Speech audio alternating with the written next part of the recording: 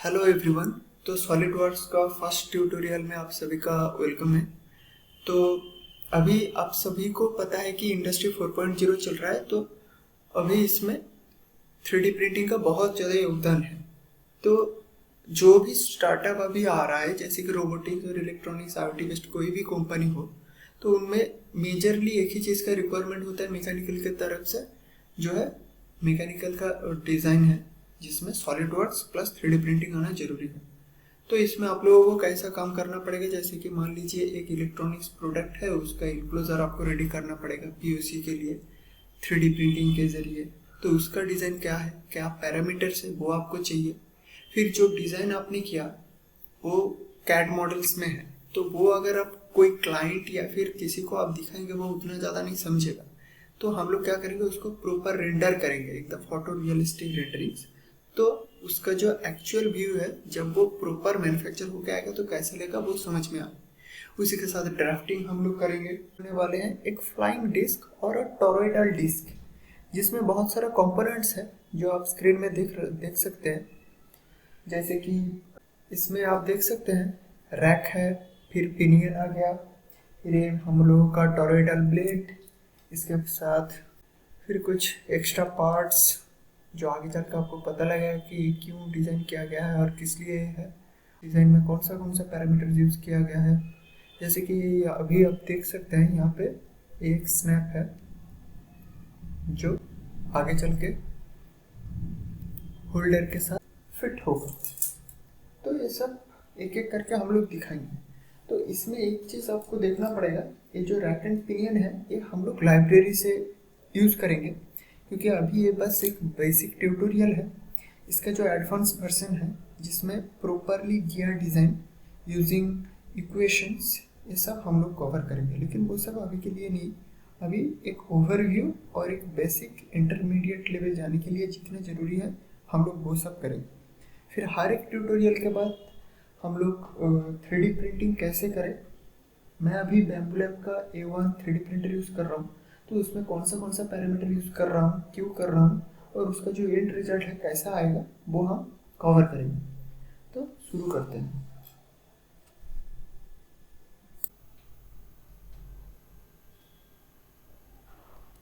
तो बेसिकली ऐसा इंटरफेस होगा जिसमें पार्ट, असेंबली, फिर ड्राइंग। तो जब आप फर्स्ट टाइम सॉलिडवर्क्स ओपन करेंगे तो कुछ ऐसा इंटरफेस दिखेगा, सॉलिडवर्क्स। तो आपको क्या करना है, पहले आइदर फाइल पे जाके न्यू करिए तो ये आ जाएगा, और वरना जब आप ओपन करेंगे तो ऑटोमेटिकली ये पॉपअप होगा। ठीक है, तो हम लोग न्यू पे क्लिक करेंगे। Part, assembly, drawing. तो जो भी पार्ट है वो हम लोग पार्ट में करेंगे। बहुत सारा पार्ट मिला के हम लोग असेंबली करेंगे, और जब असेंबली कंप्लीट हो जाएगा तो मैन्युफैक्चरिंग के लिए हम लोग उसका ड्राइंग बनाएंगे। तो पहले हम लोग पार्ट पे क्लिक करते हैं और ओके पे क्लिक करते हैं। तो ये आ गया सॉलिडवर्क्स का पार्ट वाला इंटरफेस। तो अभी एक चीज़ मुझे बोलना है कि सर्टिफिकेशंस। तो सर्टिफिकेशंस के लिए आप लोग यूडेमी, कोर्सेरा, ये सब पे मुझे नहीं लगता कि ये सब पे जाने की कोई ज़रूरत है। आप सीखिए, क्योंकि बहुत सारा ट्यूटोरियल और भी बहुत अच्छा ट्यूटोरियल्स यूट्यूब में ऑलरेडी है। तो आप लोग क्या करेंगे, जितना हो सके यूट्यूब से सीखिए। तो आप लोग परचेस कीजिए सॉलिडवर्क्स स्टूडेंट एडिशन, जो आता है ऑलमोस्ट 10,000 रुपीज़ के करीब। और कभी कभी मतलब हॉलीडे या फिर कोई स्पेसिफिक ईयर रेंट पे ये लोग क्या करता है, डिस्काउंट भी देता है ऑलमोस्ट 50%। तो 5-6,000 में आप लोगों को मिल जाएगा ये सॉलिडवर्क्स स्टूडेंट वर्जन। तो इससे क्या फ़ायदा होगा, इससे आप लोगों को 2 कूपन कोड मिलेगा। एक होता है सॉलिडवर्क्स का सर्टिफाइड सॉलिडवर्क्स एसोसिएट, एक और होता है सर्टिफाइड सॉलिडवर्क्स प्रोफेशनल, और जो आता है ऑलमोस्ट 5-6,000 के अंदर ही आ जाएगा आपको ये 2 कूपन कोड। तो इसमें फ़ायदा क्या है, ये जो कूपन है इससे आप एग्ज़ाम दे सकते हैं, जो ऑलमोस्ट जिसमें आपको 70% मार्क्स आना ज़रूरी है। तो वही है इसका पासिंग रेट। और वो वेल रिकॉग्नाइज्ड है, क्योंकि यूडेमी, कोर्सेरा ये सब से सीख के आपको बस एक नॉर्मल सर्टिफिकेट ही मिलेगा, लेकिन उससे कुछ फ़ायदा उतना ज़्यादा नहीं होगा जितना ना एग्ज़ाम दे के आपको मिलेगा। तो आप लोग वो ट्राई कर सकते हैं, क्योंकि कोर्सेस तो यूट्यूब में भरा पड़ा है पूरा। तो देखिए, तो पहले हम लोग क्या करेंगे, कुछ भी चीज़ बनाने के लिए पहले उसको प्लेन चूज़ करना बहुत इम्पोर्टेंट है। क्योंकि जस्ट इमेजिन, कोई भी आप प्रोडक्ट हो उसको आप कहाँ पे रखते हो, आइदर टेबल पे या फिर कोई ना कोई जगह होता है उसका कि वहाँ पे वो रहेगा। तो ऐसा करके ना हम लोग प्लेन ले लेंगे, कोई भी एक प्लेन जो सुइटेबल हो। फिलहाल हम लोग टॉप प्लेन ले लेते हैं और इसके ऊपर राइट क्लिक करके स्केच ऐसा करके हम लोग ले सकते हैं, या फिर बस इसके ऊपर टॉप प्लेन पे क्लिक कर दिया, फिर यहाँ पे राइट क्लिक करके ये जो स्केच है, स्केच ऐसा करके टॉप प्लेन आ सकता है। ठीक है, और भी बहुत सारा शॉर्टकट्स है इसका, लेकिन एक एक करके हम लोग सीखेंगे पहले। तो ये आ गया हम लोग का प्लेन। अब इसके ऊपर हम लोग को डिजाइन करना है।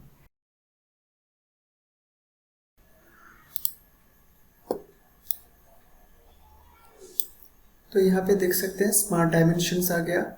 यहाँ पे जो भी आपको स्केच टूल्स चाहिए, हर एक स्केच टूल्स यहाँ पे मौजूद है, जिसमें हर एक के अंदर और भी ज़्यादा ऑप्शंस है, जैसे कि कॉर्नर रेक्टेंगल करके साथ, central rectangle, 3 point, parallelogram etcetera, फिर एलिप्स के साथ वगैरह वगैरह। जो कि टेक्स्ट देना चाहते हैं तो टेक्स्ट यहाँ पे है, पॉइंट यहाँ पे है, फिर आगे चलकर हर एक जो भी पॉइंट यहाँ पे है हम लोग देखते जाएंगे। तो फिलहाल टॉप प्लेन हम लोग का सिलेक्टेड है, तो हम लोग कुछ भी एक चीज़ ड्रॉ करेंगे पहले, जैसे कि ये लाइन को ले लिया हम लोग और ये ऑरिजिन है। ठीक है, अब ऑरिजिन पे क्लिक करके ये वर्टिकली मैंने एक लाइन ड्रॉ किया। आप देख सकते हैं इस लाइन के टिप पे एक ब्लू कलर है, लेकिन ये ब्लैक कलर हो चुका है। और एक लाइन मैं ड्रॉ करता हूँ, जैसे कि ये वाला, ये ब्लू कलर के, तो क्यों ये ऐसा है। तो उससे पहले मैं इसका कंट्रोल्स दिखा देता हूँ। जैसे कि अगर आप स्क्रॉल बटन प्रेस करेंगे तो आप रोटेट कर सकते हैं। कंट्रोल दबा के स्क्रॉल बटन प्रेस करेंगे तो पैन हो जाएगा। ठीक है, और जूम इन जूम आउट, जैसे कि स्क्रॉल बटन को क्लॉकवाइज और काउंटर क्लॉकवाइज मूव करने से होता है। लेकिन यहाँ पे एक और चीज़ है, जैसे कि अगर आप बहुत ज़्यादा लेफ्ट कॉर्नर पे आके जूम इन कर दिया तो क्या होगा, वो व्यू बोर्ड के बाहर चला गया।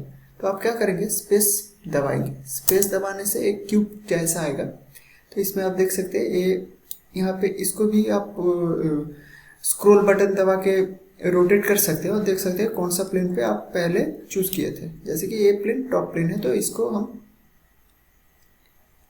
प्रेस करेंगे। वैसे यहाँ पे ये आइसोमेट्रिक हो गया। फिर अलग अलग एंगल्स जो भी आपको डिज़ाइन के दौरान चाहिए तो वो आप क्लिक कर सकते हैं।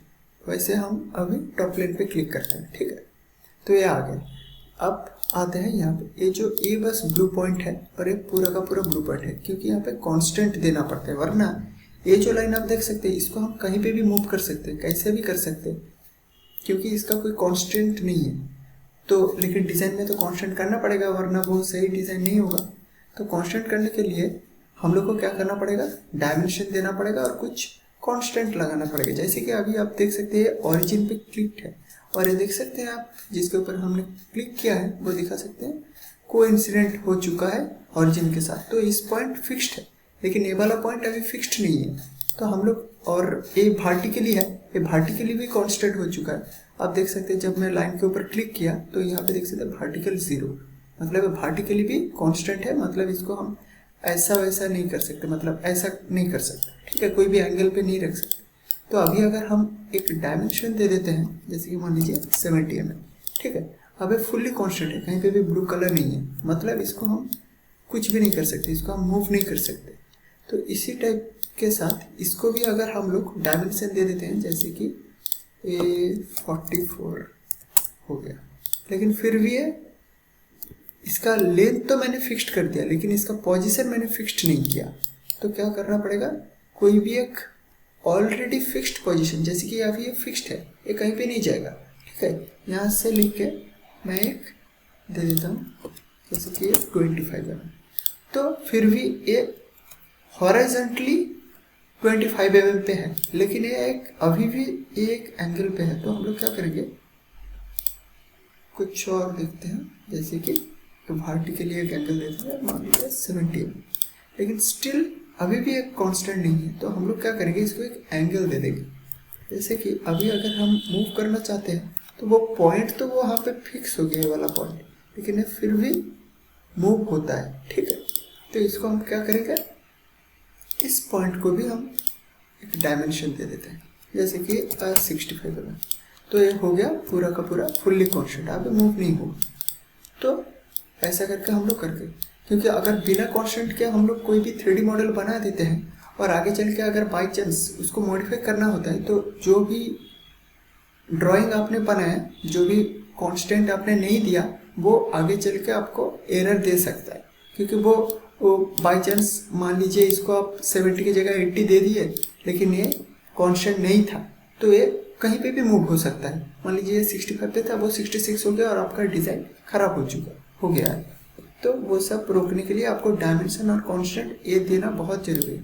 अब कांस्टेंट बहुत टाइप का होता है, जैसे कि एक सर्कल के साथ, इसके साथ ये वाला को कांस्टेंट मतलब मार्च लगा देना है, ठीक है। जैसे कि ये टेंजेंट है, मतलब ये इसके साथ ये वाला पॉइंट जुड़ चुका है, ये इसी लाइन पे ही रहेगा, ये कहीं नहीं जाएगा। इसी लाइन पे वर्टिकली एक कहीं पे भी जा सकता है, लेकिन ये इसी लाइन पे ही रहेगा। जैसे कि टेंजेंशियल कांस्टेंट है, जैसे कि अगर मैं इसमें क्लिक करता हूँ तो आप देख सकते हैं टेंजेंट दिखाएगा, क्योंकि ये इसके साथ टेंजेंशियली लगा हुआ है। अब इसको भी अगर हम लोग कोई भी एक डायमेंशन दे देते हैं, इसको डायमेंशन नहीं देते हैं, इसको हम लोग डिलीट करते हैं, नॉर्मली डिलीट बटन प्रेस करके, यहाँ पे प्रेस करके अगर हम लोग इसमें क्लिक कर, दोनों कंट्रोल दबा के मैंने लाइन पे प्रेस किया, कंट्रोल दबा के मैंने लाइन पे प्रेस किया, फिर ये सर्कल पे प्रेस किया, फिर हमने टेंजेंट पे क्लिक किया। तो ये आप भी देख सकते हैं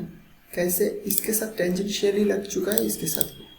तो अभी अगर मैं मूव करूं तो इसी रूट को, इसी पाथ को ये देखेगा, ठीक है। अगर हम लोग अभी ये डायमेंशन दे देते हैं 60, तो ये हो गया फुल्ली कांस्टेंट, तो ये अभी यहाँ पे रहेगा। तो ऐसा करके बहुत सारा कांस्टेंट होता है। फिर आता है यहाँ पे एक और चीज़, एक रेक्टेंगल, लेकिन क्वेश्चन यहाँ पे है कि इसको मुझे यहीं पे ही रखना है, ठीक है। अब मैं तो हर एक चीज़ यहाँ से ऐसे करके नहीं रख सकता, और ये जो चीज़ है ये आगे चलकर मॉडिफाई भी नहीं मैं करूँगा इसको। तो मैं क्या करूँगा, इसको फिक्स कर दूँगा। यहाँ पे क्लिक करके देख सकते हैं फिक्स, इसको मैंने फिक्स कर दिया। तो इसको बिना डायमेंशंस के साथ मैंने इसको फुल्ली कांस्टेंट कर दिया, ठीक है। तो ये भी कभी कभी ज़रूरत पड़ता है तो फिक्स ऑप्शन को आप यूज़ कर सकते हैं। फिर कुछ और आता है, जैसे कि एक लाइन है, फिर एक अनदर लाइन। आप देख सकते हैं इसके साथ, फिर जब मैंने इस पर क्लिक किया तो ऐसा करके आप ये जो आर्क है इसको आप ले सकते हैं, जस्ट एक बार क्लिक करके।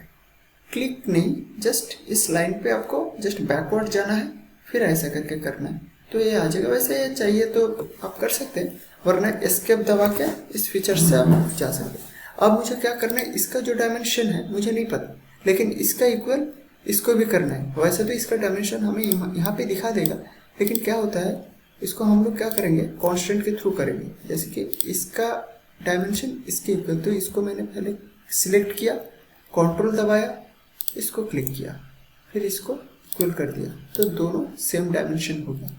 अब दोनों को पैरेलल भी करना है, तो इसको पहले क्लिक किया, फिर इसको क्लिक किया, फिर ये जो पैरेलल है पैरेलल हो गया। तो ऐसा करके आप देख सकते हैं, बाकी जो भी है कोलिनियर, परपेंडिकुलर, जो भी है आप ट्राई करिए अपनी ये सब, ठीक है। जैसे कि परपेंडिकुलर है, मान लीजिए इसके ऊपर कोई भी एक लाइन में किसी भी एंगल पे ले लेता हूँ अब, लेकिन इसको इसके साथ 90 डिग्री पे आना है।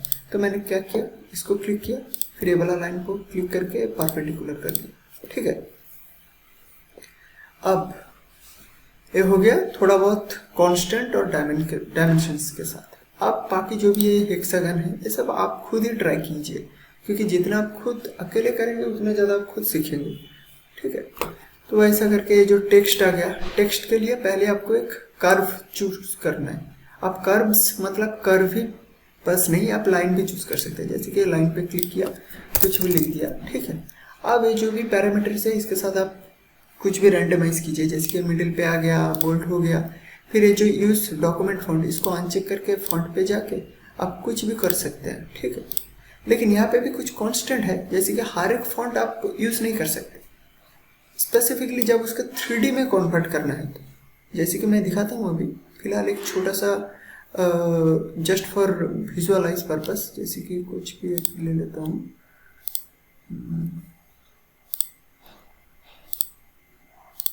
जैसे कि ये वाला, ठीक है।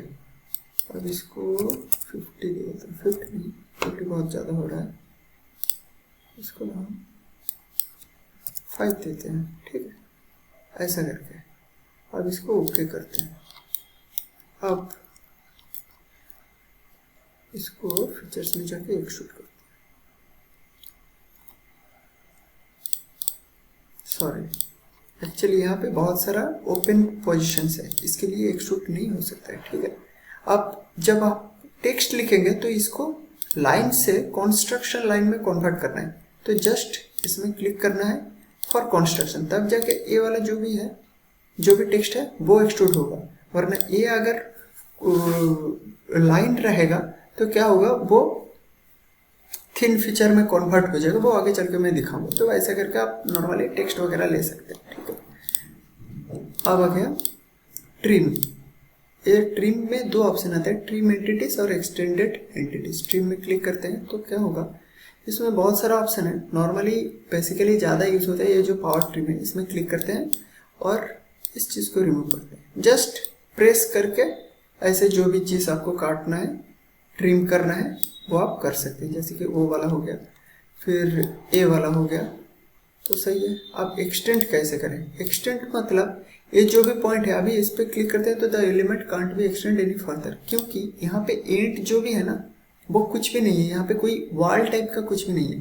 जैसे कि अभी अगर मैं यहाँ पे एक रैंडम सा लाइन लगा दूँ और एक्सटेंड करूँ, फिर ये एक्सटेंड हो जाएगा जो भी इसका डायमेंशन। जैसे कि साथ ही साथ ए भी जो है इसके सामने एक वॉल टाइप का है, ठीक है। मतलब इसको अगर मैं एक्सटेंड करता हूँ तो ये एक्सटेंड हो जाएगा, जैसे कि एक्सटेंड हो गया।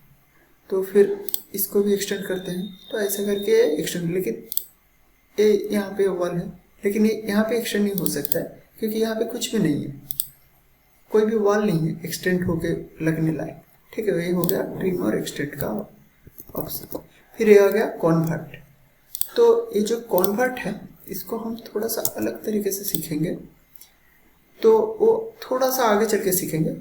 बाकी रहा ऑफसेट। ऑफसेट मतलब बहुत ही नाम से ही समझ में आ रहा है, मतलब किसी को भी क्लिक करो तो वो कितना डिस्टेंस आपको ऑफसेट में चाहिए वो आप देख सकते हैं। जैसे कि रिवर्स मतलब रिवर्स हो जाएगा, बाय डायरेक्शन दोनों तरफ।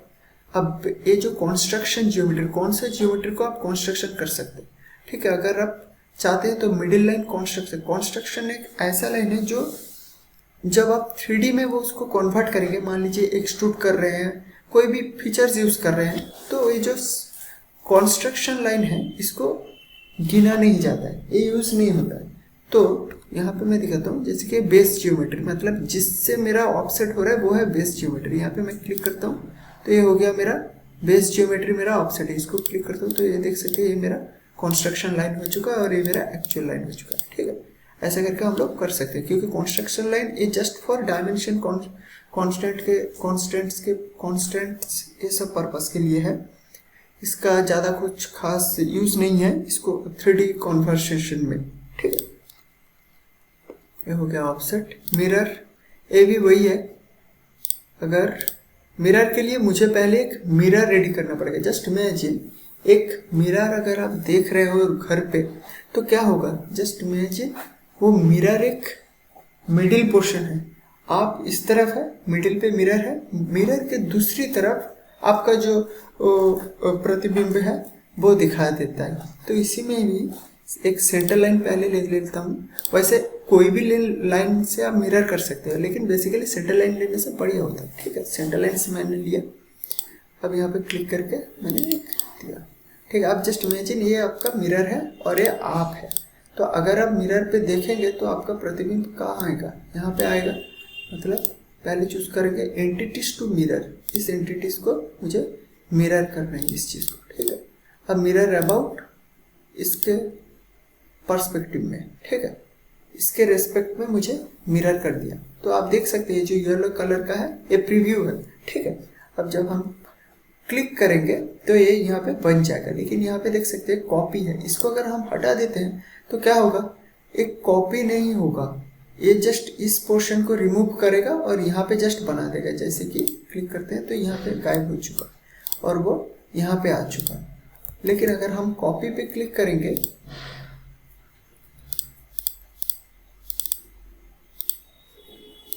तो दोनों ही रहेगा साथ में, ठीक है।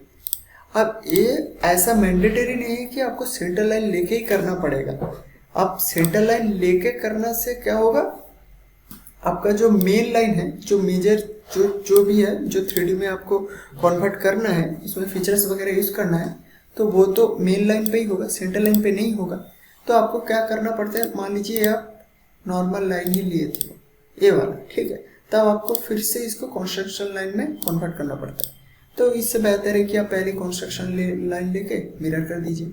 अब जो लीनियर स्केच पैटर्न है, ये पैटर्न करेगा एक्स और वाई एक्सिस में, कोई भी एक एक्सिस में आप कर सकते हैं। जैसे कि मान लीजिए इस चीज़ को मुझे पहले हम लोग क्या करेंगे, एंटिटीज टू पैटर्न, कौन सा एंटिटी को मुझे पैटर्न करना है, इसमें क्लिक करके पहले चूज कर लेते हैं ये तीन चीज़।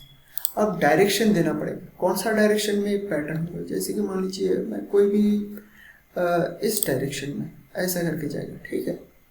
अब क्या करूँगा मैं,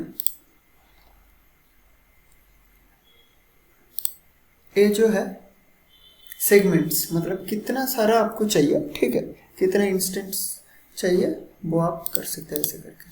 पहले तो मैं मान लीजिए 10 चाहिए, ठीक है, लेकिन ये तो एक के ऊपर एक ओवरलैप कर रहा है, तो मुझे क्या करना है, इसका डिस्टेंस बढ़ा देना है थोड़ा सा, जितना मुझे रिक्वायरमेंट है डिज़ाइन के हिसाब से। मान लीजिए 25, तो 25 के हिसाब से पैटर्न बन चुका, ठीक है।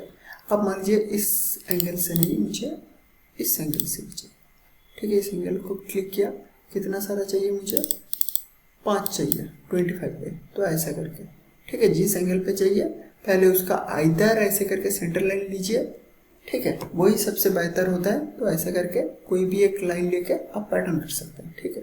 तो आप खुद ही प्रैक्टिस करते रहिए हर एक ऑप्शंस के साथ, तो और बेटर समझ में आ जाएगा आपको। तो लिनियर के साथ सर्कुलर, ये भी वही है, पहले एंटिटीज टू पैटर्न, जो भी एंटिटीज है इसको हम लोग चूज कर लेते हैं। अब सेंटर पॉइंट चूज कर रहे हैं, जैसे कि ये मेरा सेंटर पॉइंट होगा, इसके रिगार्डिंग इसको रोटेट कराना, देख सकते हैं आप कैसे होता है, ऐसे करके ओके। तो ये हो गया सर्कुलर पैटर्न। अब मूव बाय एंटिटीज, कोई भी एक इस चीज़ को मुझे मूव कराना है, इस चीज़ को मैंने सिलेक्ट कर लिया, या फिर ऐसा करके भी सिलेक्ट कर सकते हैं, जैसे आपको मर्जी हो। फिर ये जो स्टार्ट पॉइंट, इसको क्लिक करके इस पॉइंट को मुझे यहाँ पे लगाना है, ठीक है, बस यहाँ पे आके ऐसे लगा दिया। तो ये पूरा पार्ट जो भी है, क्योंकि ये सर्कुलर है, कांस्टेंट नहीं था, तो इसीलिए मैंने कहा था पहले कि डायमेंशन देना कितना जरूरी है। तो बस देख सकते हैं मूव तो मैंने इस पार्ट को भी किया था, इस इतना सारा भी, लेकिन ये क्या हुआ, यहाँ पे आके ये सब ओवरलैप हो गया, और ये जो पार्ट है बस अकेला ही यहाँ पे आया, क्योंकि ये फुली कांस्टेंट था, इसका डायमेंशन वगैरह दिया था। तो आप भी डायमेंशन वगैरह दे के ही डिज़ाइन करें। तो ये हो गया मूव, फिर कॉपी हो गया, रोटेट हो गया, ये खुद आप ट्राई करिए। डिस्प्ले और डिलीट रिलेशंस, आप यहाँ पे कांस्टेंट तो आप दे चुके हैं, लेकिन उसको डिलीट भी करना है। आपको क्या होता है, इसमें बहुत सारा कांस्टेंट, यहाँ पे टेंजेंट है, यहाँ पे टेंजेंट है, ये कोइंसिडेंट हो गया, यहाँ पे कोइंसिडेंट हो गया, तो इतना सारा अब कॉम्प्लेक्स ड्राइंग में क्या होता है, बहुत सारा कांस्टेंट होता है, बहुत सारा, तो मैनुअली ऐसे एक एक करके आप डिलीट नहीं कर सकते, ठीक है। तो आप क्या करेंगे, यहाँ पे जाके डिस्प्ले और डिलीट रिलेशंस, ये जो पूरा स्केच है इसमें कितना सारा रिलेशंस है, ये यहाँ पे दिखा देगा, ऑल इन दिस स्केच, या फिर टैगलिंग, जो भी जैसे आपको चाहिए, ऑल इन दिस स्केच, ठीक है। अब मैं क्या करूँगा, राइट क्लिक दबा के जो डिलीट ऑल कर दिया, या फिर यहाँ पे ये जो डिलीट ऑल का बटन है ये भी कर सकते। इससे क्या होगा, जितने भी था सबका कांस्टेंट रिमूव हो चुका है। जैसे कि अभी ये सब अलग आप कर सकते हैं, ठीक है। वैसे ही ऐड रिलेशन, जैसे कि इसके साथ इसको मैंने प्रेस किया, फिर इसको प्रेस किया, फिर ये जो टेंजेंट है टेंजेंट कर दिया, ऐसे करके आप रिलेशन दे सकते हैं, फिक्स कर सकते हैं जो भी, ठीक है। जैसे आपका चाहिए, तो मैंने फिक्स कर दिया, इसीलिए ब्लैक हो चुका है, फुली कांस्टेंट दिखा रहा है। और यहाँ पे क्लिक करेंगे तो दिखा सकते हैं फिक्स हो गया। ये फिक्स्ड का लोगो टाइप का है, ठीक है, आइकन है, ये टेंजेंट का है, ठीक है। अब आ गया रिपेयर स्केच। बहुत बार क्या और होता है, ये जो देख सकते हैं, ये जो थोड़ा सा निकला हुआ है, ठीक है, इसके वजह से बहुत टाइम क्या होता है 3D मॉडल बन नहीं पाता है, क्योंकि ये बहुत ही ज़्यादा माइक्रो में होता है और आपको समझ में नहीं आता कि कहाँ पे थोड़ा सा एरर आ चुका है। तो ऐसा करके आप रिपेयर में क्लिक करके मैग्नीफाइंग कलर ऑटोमेटिकली दिखा देगा कहाँ कहाँ पे एरर्स है, ठीक है। अब इसके साथ मान लीजिए इतना सारा कॉम्प्लेक्स आप स्केच तो कर दिए हैं, लेकिन अब कॉन्स्टेंट के लिए डायमेंशंस देना भूल चुके हैं। तो इसके लिए इसको क्लिक करके फुल्ली डिफाइंड स्केच पे क्लिक कर सकते हैं। जब इसमें क्लिक करेंगे तो ये वाला ऑप्शन आएगा, कैलकुलेट पे करेंगे तो ये ऑटोमेटिकली सब कुछ कैलकुलेट करके आपको डायमेंशन दे देगा। लेकिन मैं इसको सजेस्ट नहीं कर सकता, क्योंकि ये बहुत ज़्यादा अनयूजुअल डायमेंशंस भी दे देगा और बहुत ज़्यादा अनऑर्गेनाइज्ड तरीके से देता है, तो मुझे पसंद नहीं है। तो खुद अपने तरीके से कीजिए तो बेहतर होगा। जैसे कि आप देख सकते हैं हर एक डायमेंशन इसे देख के इसने कांस्टेंट कर चुका है, लेकिन मैं इसको सजेस्ट नहीं करूँगा। लेकिन कभी कभी ज़रूरत भी पड़ जाता है तो आप देख के करिए। फिर बाकी ये जो स्नैप वगैरह है, स्नैपिंग वगैरह जो पहले मैंने दिखाया, ठीक है। स्नैप मतलब मान लीजिए ये एक लाइन है, ठीक है। अब इसका मिडिल पॉइंट पे मुझे देना है। आप देख सकते हैं अगर जस्ट मैंने कर्सर को यहाँ पे किया तो मुझे मिडिल बटन दिखा दिया। तो यहाँ से ये सब एक्चुअली होता है, ठीक है। तो ऐसा करके बाय डिफ़ॉल्ट ये सब ऑलरेडी ऐसा ही रहता है, तो कोई इसमें कुछ करने की कोई ज़रूरत नहीं है। तो ऐसा करके आप इसका मिडिल बटन, ये बटन, ये सब देख सकते हैं। इंस्टेंट 2D ये सब 3D में यूज़ होता है, तो ये अभी देखने की कोई जरूरत है। ये मैंने अलग से ये सब लगा के रखा है, नॉर्मल टू स्केच पिक्चर, ये सब मेरे हिसाब से। अगर आप ये भी दिखा देता हूँ कि ये कैसे आया है, पहले आपको शायद नहीं दिखाएगा स्केच पिक्चर, नॉर्मल टू वगैरह वगैरह। तो जैसे कि मान लीजिए मैं कुछ भी सर्च करता हूँ URTF, क्योंकि ये स्केच टूल्स में मिलेगा, यहाँ पे देख सकते हैं, ठीक है। तो मैं क्या करता हूँ, ये जो सेगमेंट्स है इसमें क्लिक करता हूँ और जस्ट इसमें इसको प्रेस करके यहाँ पे छोड़ देता हूँ, तो ये आ गया यहाँ पे सेगमेंट्स, देख सकते हैं आप, ठीक है। तो ऐसा करके आप कुछ भी यहाँ पे ऐड कर सकते हैं, ठीक है। ये हो गया। तो बेसिकली यही है स्केच का।